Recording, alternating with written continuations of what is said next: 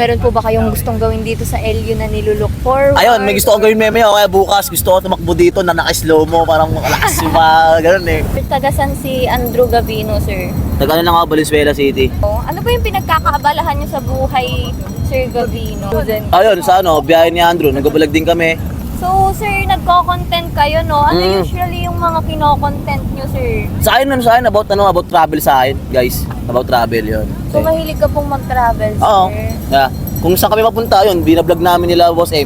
So, naman, ano po yung madalas nyong masaya kayo, sir, kapag nakakapag-travel kayo, tapos binablog nyo, sir, for memories, or gusto nyong makapag-share kayo, guys, sa mga people? Kasi marami sa atin walang self-confidence, di ba? So dagdag confidence lang, kahit ano, lahat naman na tao pwede mag-vlog.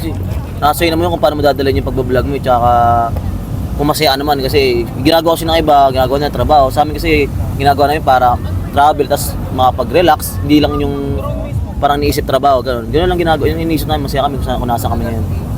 Sana, sir, matry nyo rin mag-surfing.